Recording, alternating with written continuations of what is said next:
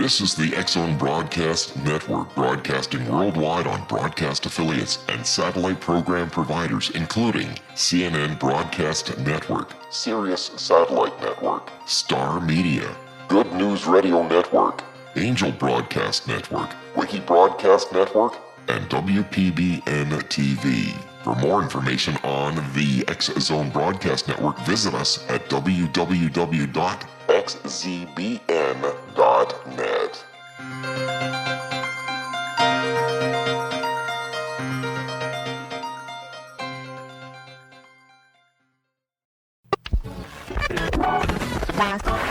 All Hit Radio.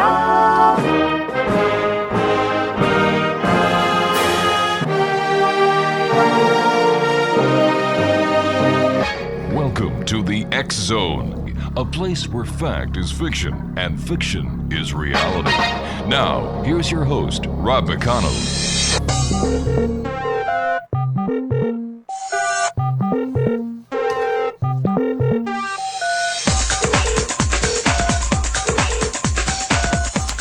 And welcome back, everyone. Once again, I would just like to wish all the nurses a very happy Nursing Week. It's Nursing Week from May the 12th until May the 18th. So if you know a nurse, please thank them because, I'm telling you, I've had heart attacks, I've had surgery, I've had a knee stuff done, and it's always the nurses who take care of you, and they take darn good care of you. So from everyone here at Relmar to all the nurses around the world, happy Nursing Week, and thank you for everything you do. Exonation, my guest this hour is Dr. Bruce Davis. We're going to be talking to Dr. Bruce about his book entitled The Love Letters. The Love Letters, St. Francis and St. Clare of Assisi meet Pope Francis. Now, as the world watches with curiosity and admiration as Pope Francis tries to turn around the Catholic Church, one might wonder what the beloved St. Francis of Assisi and St. Clare might have thought of his Herculean efforts. That's a good question. After all, they were among the first to call for a simple, unembellished church that teaches the love of all things, cares for the sick, the poor, while touching the heart of joy in all. And that's precisely what our guest this hour, Dr. Bruce Davis, wondered, which is how he came to write the beautiful, moving, and charming book, The Love Letters, St. Francis and St. Clare of Assisi Meet Pope Francis. Joining me now from California is Dr. Bruce Davis. And Dr. Bruce, thank you very much for joining us, and congratulations on a wonderful book. Thanks, Rob. It's good to meet you, and it's good to talk. Dr. Bruce, what was your inspiration for writing your book? Well, I just spent 12 years living in Assisi, Italy, Wow. which is a very special place in the heart of Italy. Mm-hmm. It's the hometown of St. Francis of Assisi. And so while we were living in Assisi, we ran a retreat center there, and the simplicity of St. Francis and the peace of Assisi, and people from all the world would come and be with us in this retreat center. And then suddenly, a year ago, we have a pope who takes on the name of St. Francis of Assisi. And so we were really excited that, wow, what are the possibilities? I mean, we never imagined there would be such a pope. What if this pope was teaching everybody to become instruments of peace and healing? That would be really different for the church. Well, So that's how the whole thing got started. Well, I must admit that Pope Francis is certainly putting the Catholic Church on its heels, turning a lot of heads, spinning a lot of people in every direction. I've had the opportunity of speaking to members of his protective service staff, and he is one heck of a security challenge, but this is who he is. He is the Pope of the people. And, when was it? 2 weeks ago, he called up a lady in Argentina and spoke to her because she couldn't get any answers from anyone else about divorce. And he said, you can go and take communion. It's okay for a pope to do this. Like, this is, my God, this man is truly changing the Catholic Church. And a quick question before we go to commercial. Is this in your opinion, sir, what St. Francis of Assisi would have done himself if he would have been made Pope? Yeah, he was so humble. He did not even call himself a brother. He said, we're brothers minor. He never became a deacon. He never became a priest. So for the Pope to take on this heart of St. Francis, that's a big move. And really, they're opposites. Francis was not interested in power, was not interested in possessions. He was only interested in opening his heart to nature and everyone. So it's a big step. It's a big step, but St. Francis lived in a different time than Pope Francis is, and I think Pope Francis took the power to make the changes that are so necessary and to bring the Catholic Church up to the 20th century. So I think that, I guess when you make a comparison of St. Francis of Assisi back then to Pope Francis of 2014, there are a lot of similarities. Yeah, the church back then, at the time of St. Francis, was much worse than the church now. It was all about power and politics. The rich people would have seats, the poor people would stand in the back. I mean, and St. Francis brought back the spirit of the real church, and I think Pope Francis is trying to do the same. Doctor, please stand by. You and I have to take our first commercial break. X-Zone Nation.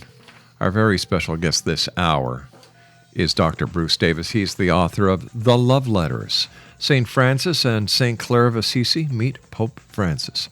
My name is Rob McConnell. This is the X-Zone, and the good doctor and I will be back on the other side of this commercial break in 2 minutes as we continue around the world on the X-Zone Broadcast Network and our vast and growing family of broadcast affiliates and satellite providing programmers from our broadcast center, where right here in Hamilton, Ontario, Canada.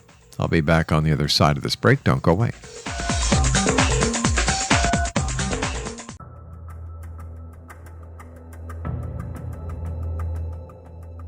Modern Esoteric, Beyond Our Senses by Brad Olson, consummates the lifeology story about where humanity originates.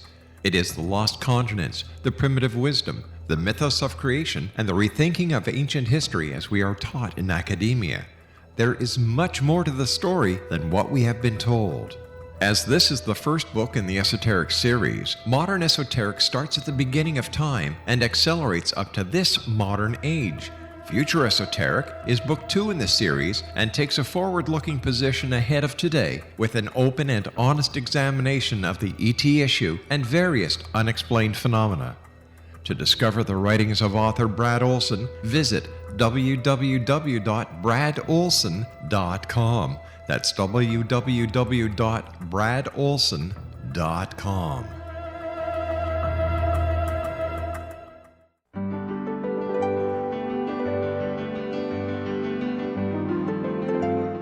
Named one of the world's greatest psychics, Elizabeth Joyce is now giving readings worldwide via Skype.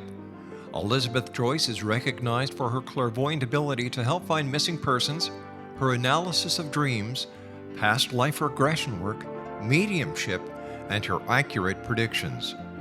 Elizabeth has been a frequent guest on the X-Zone radio show with yours truly, Rob McConnell, now for several years. For an appointment with Elizabeth Joyce, call 201-934-8986 or Skype at elizabeth.joyce. And for more information, you can always visit Elizabeth Joyce online at www.new-visions.com.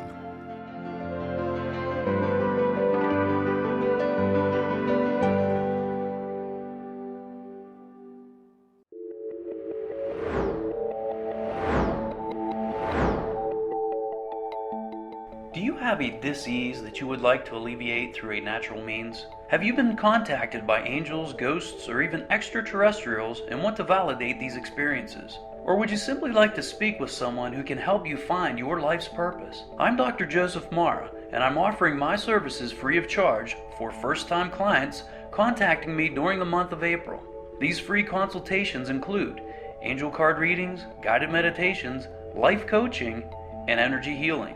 If you have always wanted to explore these types of experiences but were skeptical or simply could not afford them, then take advantage of this free special offer. Contact me through my website, aguidinglight, spelled lite.com, to schedule your consultation today. Until then, I offer you love, light, and laughter.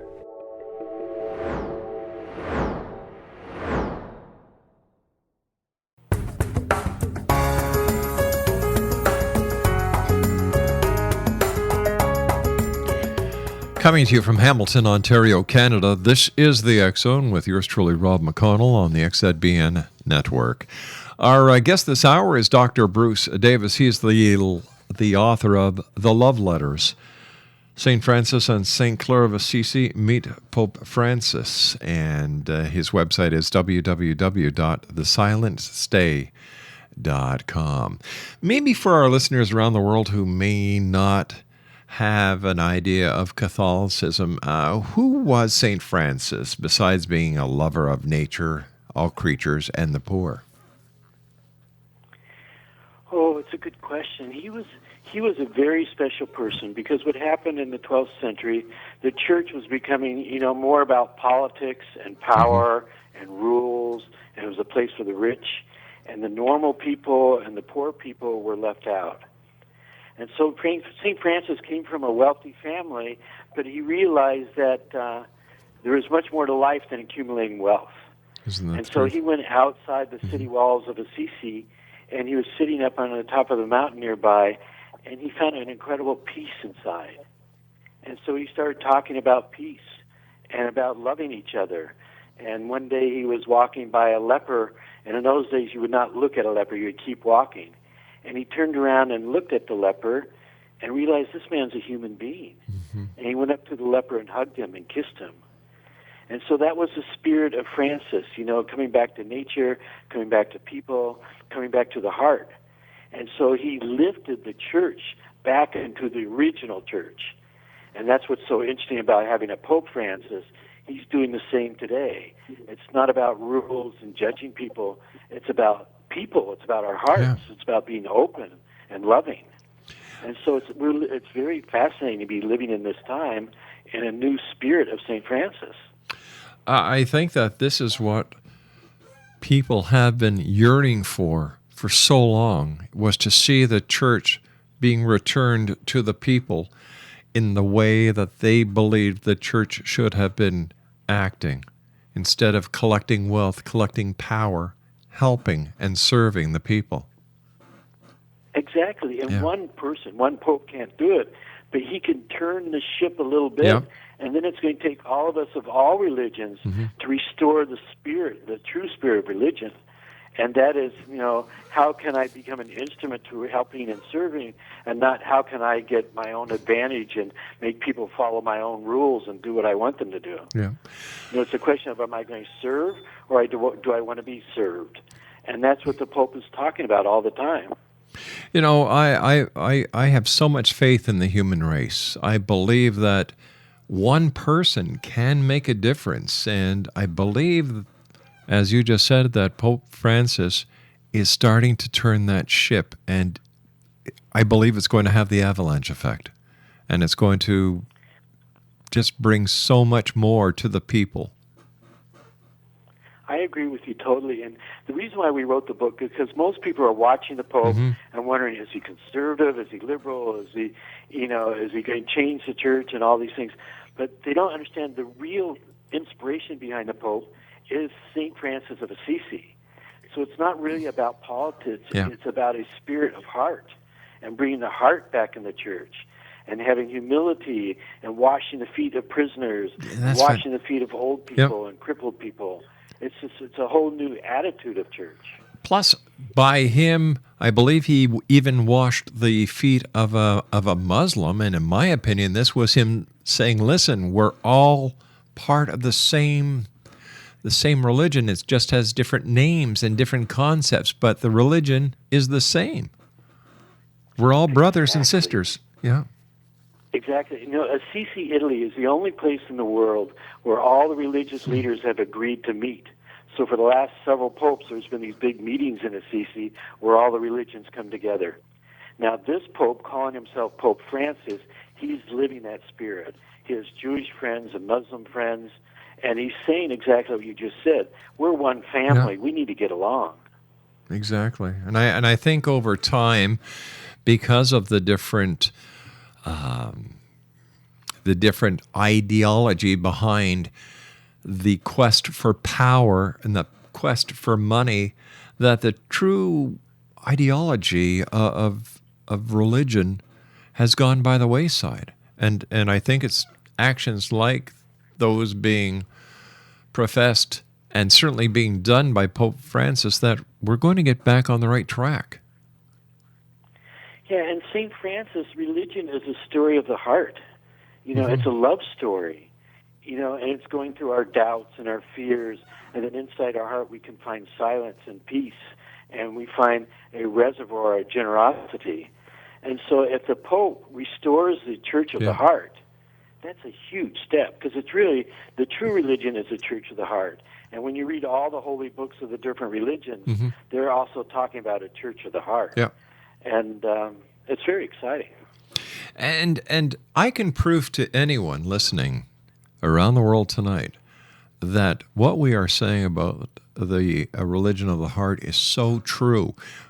For example, come Christmas, everybody gets the Christmas spirit.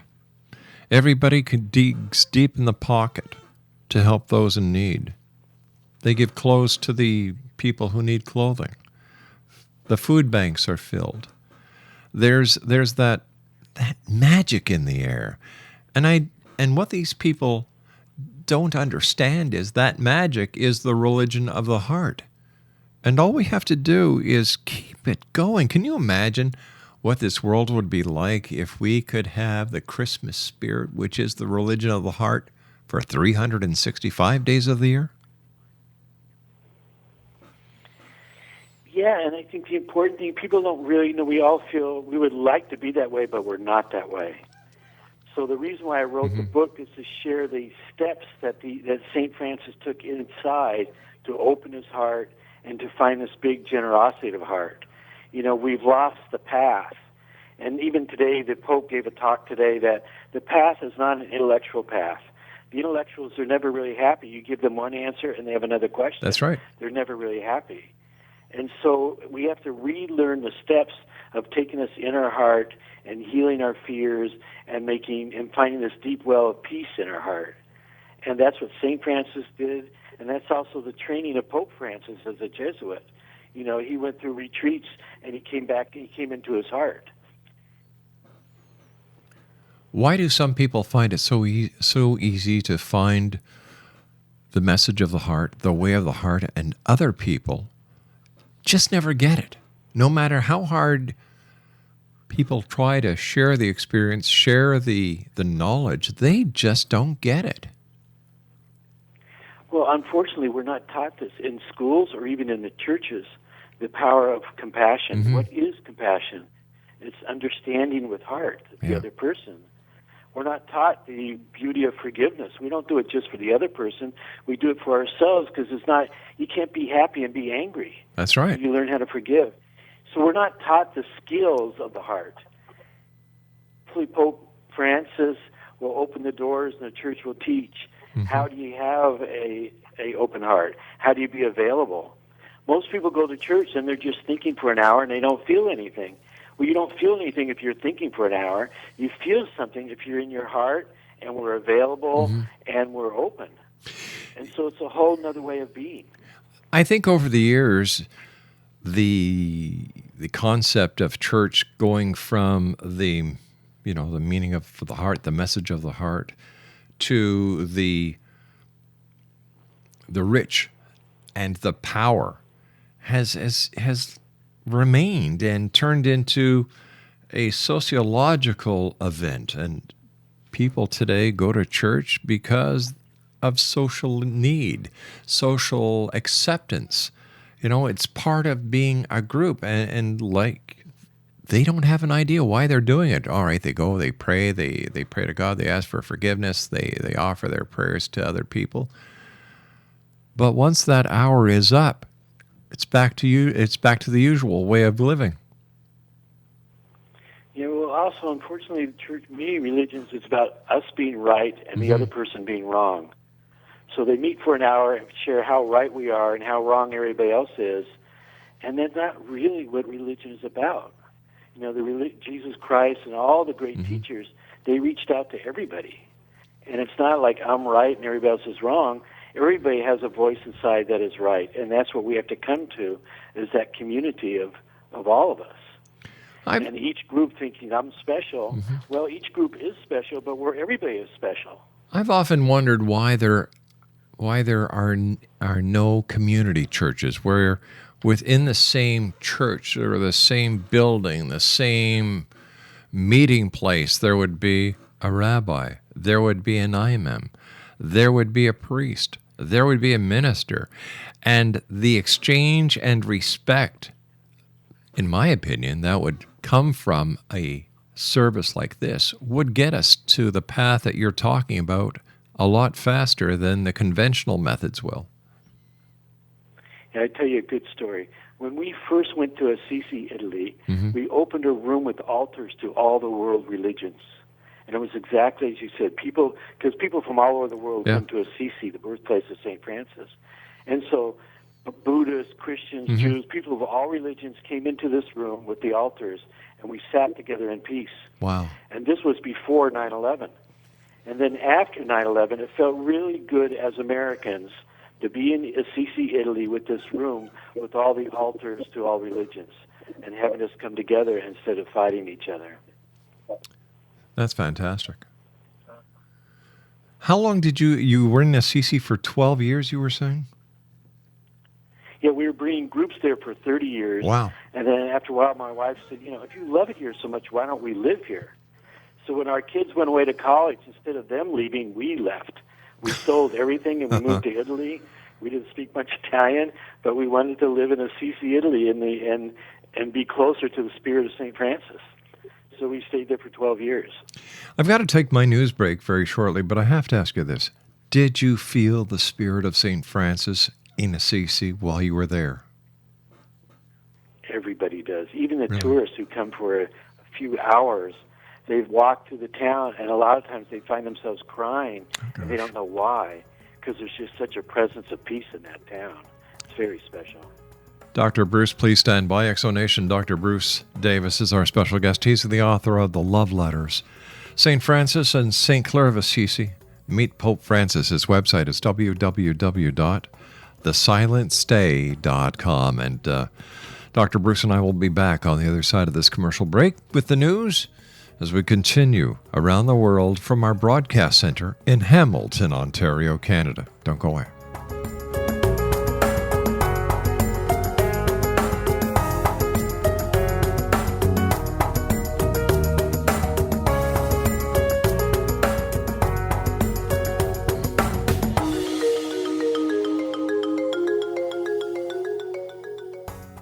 Are you considering calling a psychic to read your situation? Then consider David Champion, a psychic medium for more than 20 years with thousands of readings under his belt. David Champion will make you feel comfortable. He has proven to be honest and accurate. He's a straight shooter. There's no guesswork. What he sees is what you get. While he is a medium, most of the calls focus on relationships, not only love, but work, school, neighbors, and more. Need help with finding a job and preparing for the interview? Are you dealing with people who are obstacles in your path?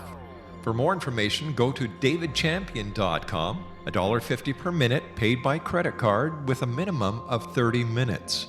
For your reading with David Champion, call 1-877-702-8598. That's 1-877-702-8598.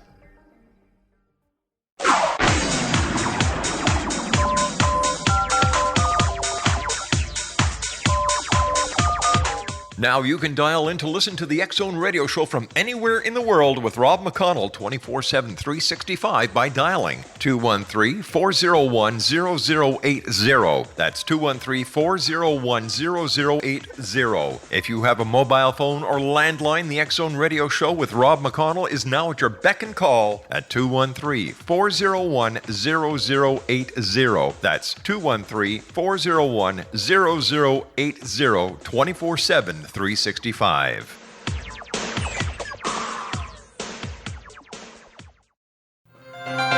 This is the X-Zone Broadcast Network, broadcasting worldwide on broadcast affiliates and satellite program providers, including CNN Broadcast Network, Sirius Satellite Network, Star Media, Good News Radio Network, Angel Broadcast Network, Wiki Broadcast Network, and WPBN TV. For more information on the X-Zone Broadcast Network, visit us at www.xzbn.net.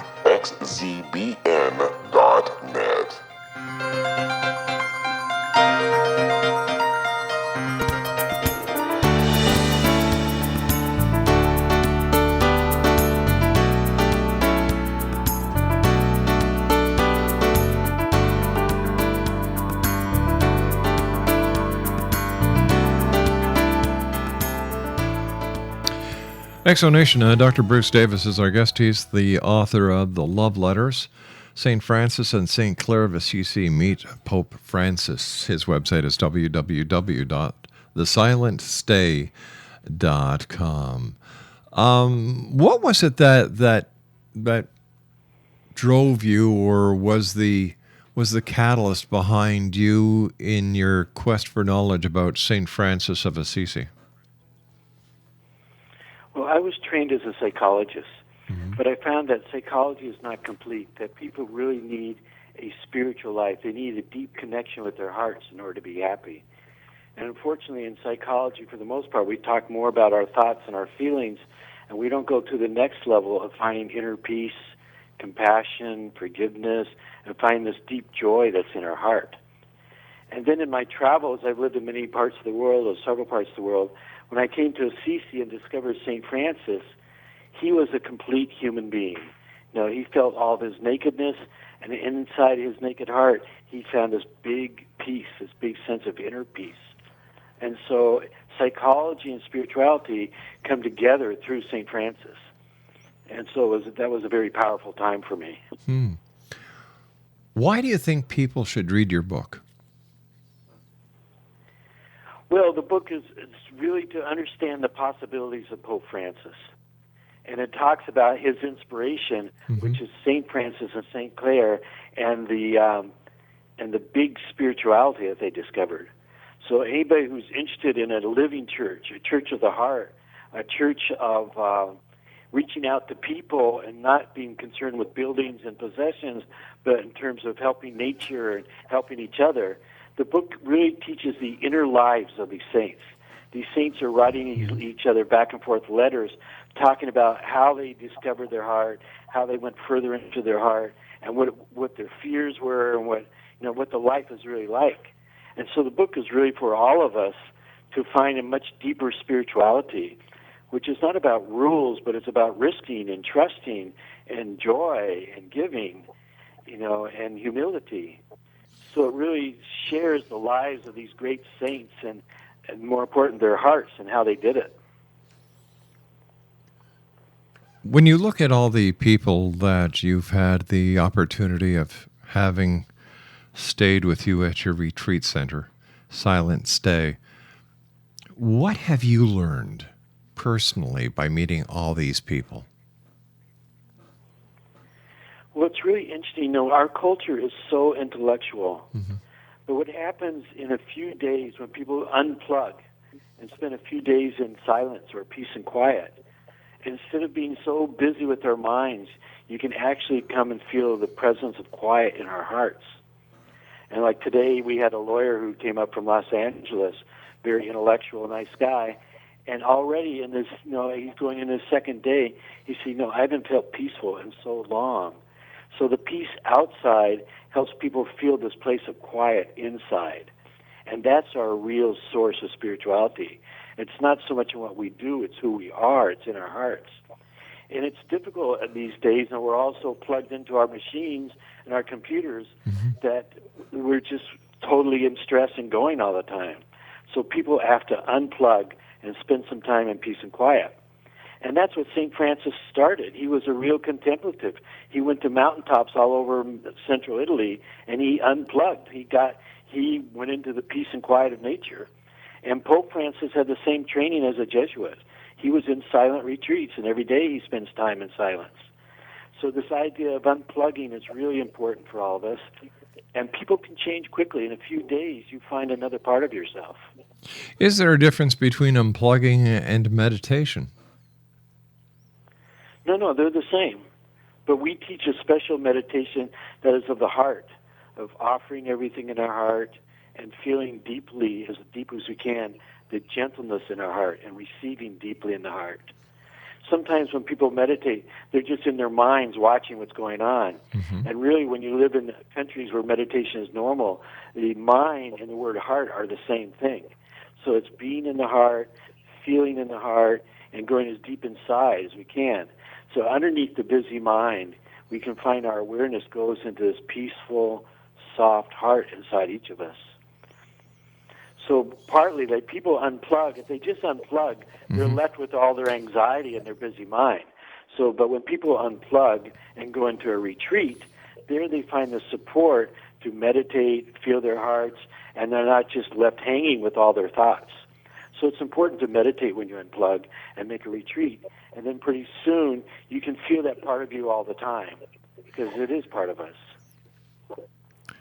There are many people out there listening around the world tonight who believe in their heart of hearts that religion is a thing of the past, that there is no place for religion in the 21st century. It holds no purpose. How do you deal with that kind of thought, that way of thinking? I agree with them in a lot of ways. If religion is about judging other people and making other people wrong and saying we're the only ones right, any of us who've been to universities, we realize that's not what the planet needs right now. That's right. We need to come together. We need to save the nature. We need to help the millions of people who are still living in poverty. So at one level, they're right. But the other problem is that those of us who are doctors and have all this education, if we don't have our hearts, what do we have? So if you just have an intellectual life, life can be very lonely and very dry and very separate. So we all need to come back to our hearts. We need a living church. That's the only thing. It's not about judging and making others wrong. It's about learning how to be in our hearts, learning about compassion and forgiveness, and finding our joy. You know, if we just have our intellectual abilities but we don't have joy, what do we have? And so I understand those people, and it's true that church has to become alive again, and hopefully this Pope and all the rest of us, we can bring church alive through our own actions. How do we balance church, school, education with all the different religions and the political correctness that we all are subjected to these days? Yeah, but at the end of the day, we're all human beings, and we all have the same fears and the same desires. And so as Buddhists and Christians and Jews, we all come to our heart, we realize we're in this together. We need to save the planet, we want to help each other, and we want to have joy. So would you say the reservoir of joy is not outside of us. Our real joy is in our hearts. So would you say it's time to scrap all the different religions and form one new combined religion? No, I think all the religions are beautiful. You know, I spent time in India, I spent time in Thailand with Buddhists, you know, and then, of course, we've been in Italy, and we love Italy and the Italians and the Catholicism. I think we need to come to the heart of all religions. And each of us would be a heartful Jew or a heartful Christian or a heartful Hindu. And I have good friends who are in different religions. And we're really close friends. It doesn't matter we're in different religions. It's the same heart. And when you get beyond the appearances, we're all doing the same thing. So we opened up a silent retreat in Italy, and we have another one now in California, and people of all religions come, because in silence there is no religion. It's just a religion of the heart and the nature and letting go of all of our busyness and just unplugging for a few days and finding as much peace inside as we can. And so I think at its essence, all religion needs to come back to this essence, which is inside of us. All right. If there is no religion in silence, and silence is the key, why do we need religion? Well, religion does bring us to the silence. You know, there's beautiful rituals, there's beautiful prayers, the angels in Christ and the teachers. The Dalai Lama is very beautiful, just like the Pope. So we need people to be examples of St. Francis and St. Clare. We need people to be examples of what it's like to be peaceful and loving. This Pope, when he's washing the feet of prisoners and stuff, we need that example. And so that's why we have religion. Priests should be examples of the religion and not examples of judgment and something else. And so I've been in other cultures where the priests, men and women, they're examples of the religion, so they teach us through their example. So we definitely need religion. We need people of the heart. But do we need people to showcase all these accomplishments? Let me give you a little story. A couple go into a restaurant, and they're watching these senior citizens in another booth sharing a meal. It's obvious that this couple cannot afford a meal for each one of them. So one of the people at the other table observing goes to the waitress and says, "I'll pay for that meal. Whatever they want, put it on my bill. I don't want them to know." So, using that analogy, do we need to know everything that the Pope is doing? Do we need to know that he's washing the feet of prisoners? Do we need to know that he's washing the feet of the Muslim people? Or should this be done as this couple did by doing it? Actions speak louder than words. Or is this just another case of, religious grandstanding? Yeah, I think the Pope has humility. I really do. And he was doing this before he was Pope. When nobody knew him as Bishop in Buenos Aires, he was going into the poorest neighborhoods and just hanging out with the people and cooking dinner with them. And we need stories. Like we need the story that you just shared about this restaurant. Because we hear bad news all the time. Oh, we sure do. Need good stories. We need to know how life can be different. And so if it's not the Pope, it should be the story that you just shared about helping somebody in a restaurant. Yeah. But the Pope is, what's the word I'm looking for? He is a figurehead. He can only do so much. Will the rest of the Catholic Church go along with him, or will there come a time when they're going to sit him down and say, "Hey, listen, you're rocking the boat too much"? Well, that's already happening. I mean, he's in the middle of the Vatican, which is a very conservative place about power, wealth, control. And here you have the new St. Francis in the middle of all that. He's living in his own apartment instead of the very fancy apartment. He goes around town. He gives kids a ride in his Pope Mobile. I mean, he's already shaking things up a lot. And the old conservative guard is upset. But as Pope, he has a lot of power, and he knows who he is. And hopefully, imagine, and not just Catholics, but everybody starts doing this prayer of, "Lord, make me an instrument of healing in my marriage. Yeah. Make me an instrument of healing in my community. Make me an instrument of peace." If people of all religions just start practicing that prayer of St. Francis, it's very powerful. It gets us out of our selfishness and our ego, and we start thinking of the people in our family and the people in our neighborhood who don't have food for that meal. One person can't do it, but maybe he inspires us. No offense, Doctor, but I cannot see an imam in a mosque suggesting the members of the mosque do the prayer of St. Francis. You'd be surprised. Many Muslims, they also adore St. Francis. We have a very limited knowledge of the Muslims. There's millions and millions of them, and most of them are very beautiful people. We just hear about this extreme sect that wants to destroy everything that's violent. But most Muslims are very peaceful, they're serving each other, and they totally believe in the prayer of St. Francis, that of becoming an instrument and helping others. But if it's not limited to Christianity. Then that brings me back to my question as before. Why do we need so many religions when one would take care of all the problems? Well, maybe someday we'll have a religion of the heart. But I'd be happy if we just have more heart in all the religions, you know what I mean? Yeah. Instead of, because in all the religions you have different schools. You know, you have the traditionalists, and then you have those who are more into serving and giving. You know, and you have extremists in all religions. Those are the ones that make the news. Us normal folks, we're not in the news. The folks that buying somebody a meal in the restaurant, they never make the news. So we need examples of people buying meals in a restaurant. Yeah, I agree with you, but there will be one religion. But the reality is, in today's news and today's media, if it don't bleed, it don't lead. Because nobody in today's society is really interested in the good stuff.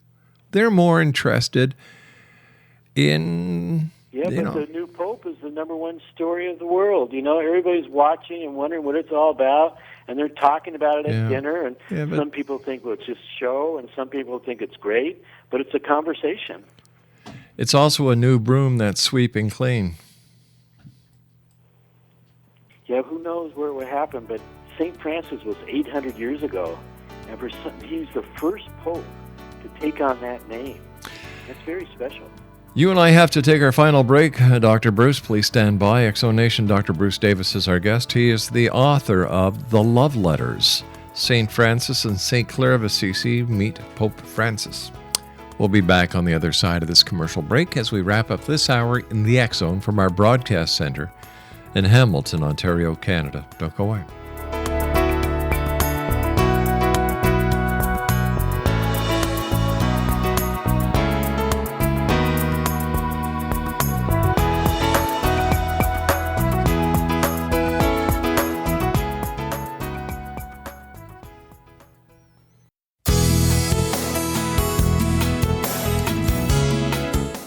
With each new extreme weather event or terrorist act, it becomes increasingly obvious that we live in uncertain and challenging times. We all buy car insurance. Why not collapse and catastrophe insurance? Matthew Stein, an MIT-trained engineer and green builder, has written 2 outstanding books to help people prepare, plan for, and deal with everything from minor situations lasting a few days to full-on collapse. Matt's first book, When Technology Fails, is a manual for self-reliance, sustainable living, and surviving the long emergency. This massive book covers the gamut from first aid and emergency preparedness to alternative healing, renewable energy, primitive living skills, and 18th century technologies that could be critical to your comfort and survival in a long-lasting crisis. Matt's second book, When Disaster Strikes, is a comprehensive emergency preparedness handbook and survival guide. When Disaster Strikes is an essential item for every family's go bag. Both books are available at all usual sources. There's a wealth of totally free information posted at whentechfails.com, and author-signed copies may be purchased at mattstein.com. That's www.whentechfails.com and www.matstein.com.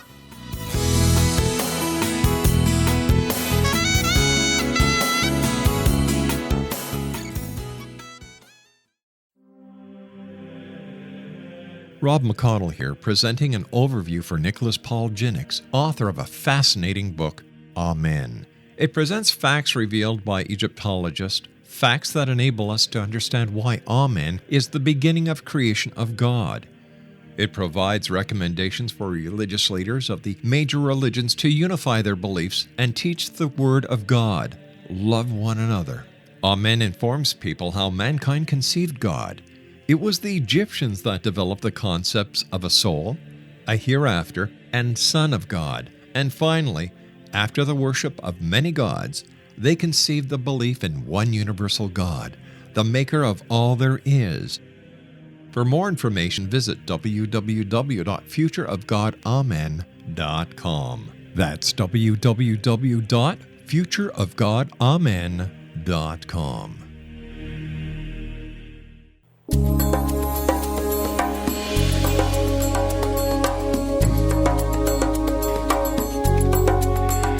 Exonation, our guest this hour is Dr. Bruce Davis. He's the author of The Love Letters. His website is www.thesilentstay.com. First of all, Dr. Bruce, it's been a great pleasure having you on the show. I've thoroughly enjoyed this hour.